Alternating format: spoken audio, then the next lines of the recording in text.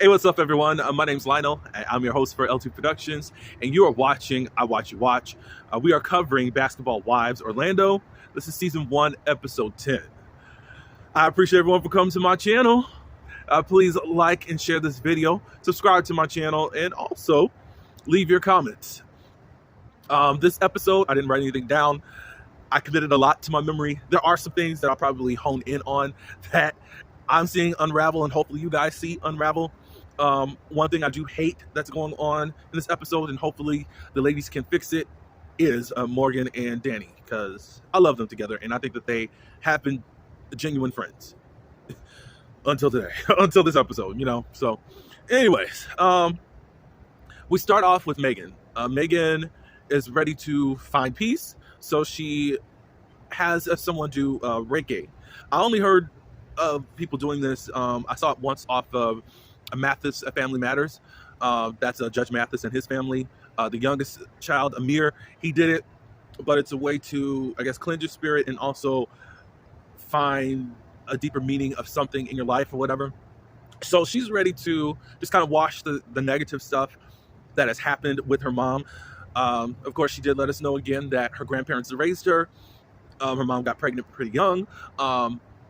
She doesn't falter for that, but she went on about her life and started a new family and never really came back for her to be a parent to her. And that's where she finds fault at. And what you can't falter in that, even though she's been trying to find peace and trying to get to a place where they can be mother and daughter, the mother really isn't that receptive. And I know that Megan is not faultless in the whole situation. I think it's the fact that she wants more from her mother, but her mother's not willing to give that, unfortunately. Maybe she just feels disconnected because she didn't really raise her. I don't know what that's all about. So she goes through the session and all that's good. And because the other scene was pretty short, she's ready to become a mother. So now she's taking this fertility test. There was something she said while she was talking to Dre. She FaceTimed him and said, "Hey, I'm taking this test. I got to send these results out, and it won't come back for a couple of weeks." And Dre was like, "Well, why don't you just go to a doctor?" She says it's not feasible because the doctors don't have any space available for her to know up front. I guess if you're just moving to a town, I mean, it could take a while, depending on where you go and all that good stuff. So anyways, they're talking, and she's like, "I want to get pregnant now." He basically wants to get pregnant now too. She was like, "Maybe there's something wrong with me." And then Dre was like, "Maybe there's something wrong with me." And she said, "No, you have some children." I mean, things can change to Megan, but I do understand you're wanting to find out now because you did say that your clock is ticking and you don't want to have a high-risk baby. So that's all for Megan for her personal story. We move on to Neek. Neek is out with her mom, and also, I don't know if they're married, but at least partnered. Not Jocelyn. Jalen? Jace? Ooh. It starts with a J. Sorry about that. I'm about to be as bad as Nick's father in names. I forgot her name. Sorry. But anyways, she's out bowling. I think some of the children are there, but just spending some family time. She tells her mom that her father has reached out to her and wants to get a relationship. Apparently, the father has been out of her and I think another sibling's life. He has like 12 children or so, but he wants to reconnect.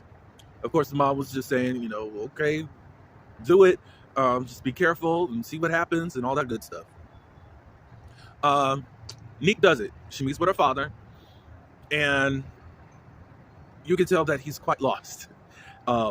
With him having 12 to 13 children, I think it is, he says that, "Hey, this is what happened with me. While I was with your mom, I ended up getting locked up. When I came back, she was already in a different relationship. She moved on. And also, I didn't know how to be a father. I was raised by my mom only." He talks it up as that. I didn't hear an apology, though. That's concerning. But Neek is so forgiving and has these open arms that I kind of wish I did have a little bit more of. But she's at least willing to try. After Neek already said the grandchild's name, she's showing pictures, and they got the same head as each other. Kaiser. He ended up saying some other name, so he didn't remember that. That was kind of a red flag for her. So they're going to try, and we'll see what happens. So she goes home and tells Dwayne, and let me say this. I think I understand why Mackenzie was going crazy. In the pilot of Basketball Orlando, I said, oh, Dwayne pretty attractive. I said, okay, I get it, Mackenzie, I get it. So anyways, she's at home just telling her what transpired in meeting up with her dad. And Dwayne was like, I would be careful. I mean, he doesn't even know your grandchild's name. What is his real intentions on coming around right now? And I think he gave solid advice. Don't be so welcoming. I say just watch him. Watch and see what he does. And I could rock with that. Okay, so Ashley was at home. Well, this was kind of an interlude that I like to call those little 15-second, maybe 30-second scenes. Ashley's at home and she kind of threw her back out. Tony comes, picks her up.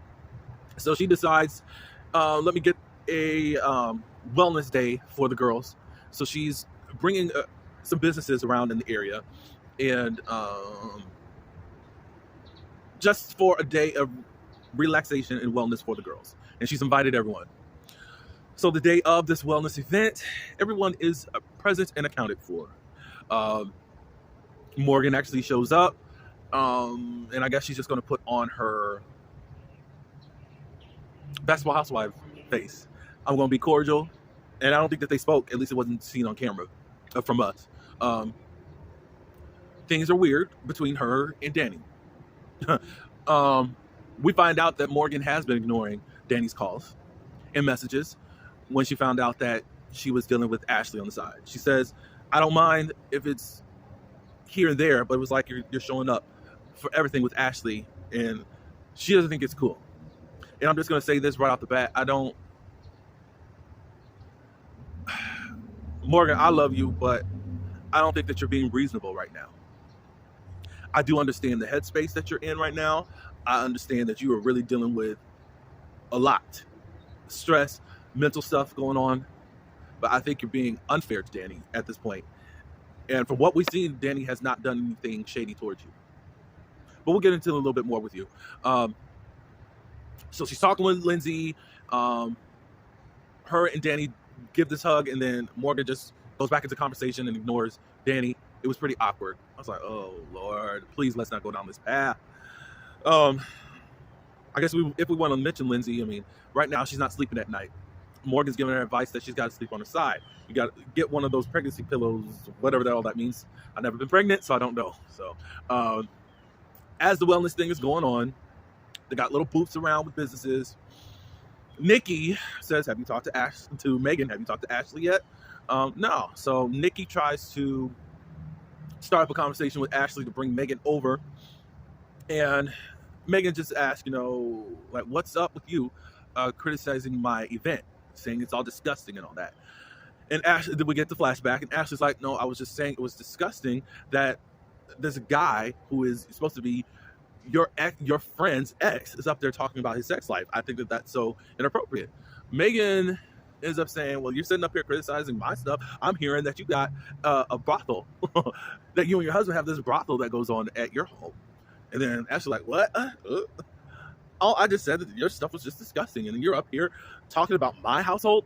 You know what? We don't have anything else to explain or to talk about. And then she turns her head. I think Megan is trying to provoke out the real Ashley. I don't think that Ashley's a fighter. I don't think so. But there's a lot more underneath the surface as we're getting. She's giving us her representative, and she wants to be seen in a good light. But I really think that there's a lot more going on with Ashley, and I think Megan is going to do what she can to push the right button. Morgan was trying to. Morgan doesn't have that capability because she's still in her feelings and not really strategic. She's just sharing her emotions at how she feels about Ashley all the time. And then Ashley can always just deflect and deny. And we know what's up with you, girl. Okay, so that ends. We find that Danny was trying to speak to Morgan, but Morgan wasn't really trying to hear her, and they set up a time to actually meet up. I guess Morgan didn't feel the need to go into it, I guess, there. Possibly because it was around Ashley's event. it's kind of hard with these people that have real friendships because they're trying to be on this ensemble show with people that you don't really care for. I think Danny's she probably was told by a producer to talk to Morgan, and then Morgan shut her down in that way. So anyways, Megan, Nikki, and Morgan, they have dinner. They talk a little bit about Ashley, and Megan says, you're talking about my podcast, but I hear that you run brothels in your home. And I think Nikki was like, well, where did you hear that? And she said that I got it from Danny. And then Morgan said, Danny got it from me. And then I got it from Mulan. I said, look at here. Like, for some reason, Mulan trying to act like she ain't doing this, she ain't doing that. They twisting it up, blah, blah, blah, blah, blah, blah, blah. So we get this flashback of where Neek, Morgan, and Mulan, they were on the basketball court. I think that was like episode 2. I don't know if she said that. I can't remember. I don't think it aired at that time. It may be an unseen footage. But she's talking about how she will bring all these women around and basically will have a man for each woman or basketball player for each of the women that she does bring around by the end of the night, blah, blah, blah, blah, blah. So it's kind of a brothel style. So anyways, it's like, so Mulan, you do talk about everybody within this group. And I find it so interesting that now you're back up in Ashley's face after what you just said. And for some reason, we're not getting what actually happened between you and Ashley. It's just like, once I fall out with this person and I don't really have anybody that I can really hang with, I got to go be with this person. So it's kind of like clout chasing to me within the group. And you move and swerve. And Neek is just one of those people that will forgive you, even though I wouldn't, especially when you taking your good arse time to actually talk with her. Like, I don't understand it, but whatever. I'm just glad that every week something's being revealed about Mulan to know that she's really a two-faced heifer. So they move on to Danny, Morgan and Danny. Morgan's just feeling a type of way. She doesn't understand why she's going to all of Ashley events and all that. Megan's trying to be the mediator in regards to this. Danny holds her heart on her sleeve and just sensitive and just doesn't know what's really going on. And I think you guys should have a conversation. I think Morgan does agree to it because they actually do have a conversation. And I'm trying to make sure nothing else was left out of the episode. Okay, no. The last scene, Danny and Morgan. I hate this for my girls. I love y'all. They sit down, talk, and just really trying to figure out, I haven't been hearing from you, blah, blah, blah, blah, blah. Morgan just lets it known that she doesn't understand why you're supporting everything about Ashley, especially I've let you in the most, and you still want to be around this girl. I don't think it's fair, Morgan, because A, they're on a show. I think if in reality, she wouldn't have anything to do, but Danny's not going to get any screen time, for one. And you're going to have to try to be cohesive. If you want to be on the show, Morgan, I want you here. And I know you're going through it with a capital INT. I just think that give your friend some credit. And I get that you've been burned a lot. But I've seen her stand up for you in front of your face and behind your back. Just give her that. You can. I can't tell you to not feel a way about her spending much time with Ashley. However, don't throw away this friendship over how you feel about Ashley and the dirty stuff that she's done towards you. I could go into everything that was talked about, but Danny was starting to talk over Morgan. And Morgan is different with Danny than she is with the others. Hopefully y'all can see that. I know y'all probably aren't seeing it from Morgan right now. I get it. But you know how she can be when she's trying to talk to the others. And Morgan's really the one to be talking over the others and trying to get her point across. Morgan wanted to get her point across. Danny was saying, I'm there for you. I've been there. I've been sticking up for you. But what am I supposed to do? But Morgan, I think you got to think about the show. I think you do. I think you do. I think you do. And you got to think about the position that you both are in. And I know you got some real stuff going on. But that's all I do have. Morgan and Danny, I hope y'all fix this. I don't think it's going to be resolved right away. Mulan, I see you for your works. I see you for your works. And those three, Ashley, Mulan, and Mackenzie, y'all try to keep it cute on camera, but we see that there's more stuff going on with y'all. That's all I do have. Please get in the comments and let me know what you think. Please like and also share this video and subscribe to my channel. Until the next one, peace.